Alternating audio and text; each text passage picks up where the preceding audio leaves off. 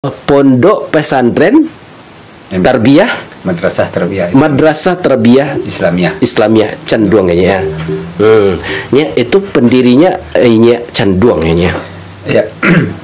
Pendirinya lebih dikenal orang dengan nama Inye Canduang. Kalau asli nama beliau Syekh Sulaiman Ar-Rasuli. Syekh Sulaiman Ar-Rasuli nama kecil beliau Sulaiman Ar-Rasuli. Karena kemampuan dan keilmuan beliau diberi gelar Syekh, akhirnya disebutlah dengan Syekh Sulaiman Ar-Rasuli. Dan beliau mendirikan pondok pesantren ini atas sepakat bersama dengan beberapa orang teman beliau. Iya. Ada kurang lebih 8 orang ulama-ulama tarbiyah ketika itu. Itu tahun 1928 ya. Sebelum merdeka nih ya? Iya, sebelum merdeka. Setelah sebelumnya beliau mendirikan pesantren ini dengan pola kajian halakah. Itu sejak dari 1908. Sepulang beliau dari Tanah Suci. Beliau ke Tanah Suci tahun 1902, kemudian kembali di tahun 1906.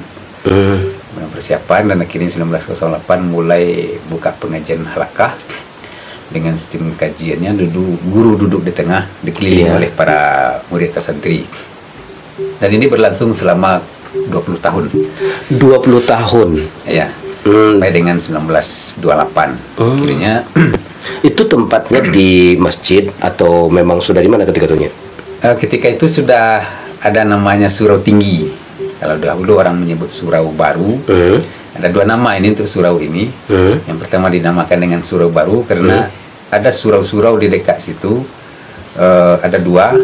Nah, jadi ini yang ketiga ini karena ini terbaru, maka dinamakanlah dengan surau baru. Ya. Kenapa juga dinamakan surau tinggi? Karena dari 3 surau ini tempat tertinggi. Ini tinggi karena dia 2 tingkat. 2 tingkat. Berlantai 2 dari kayu. Dari kayu.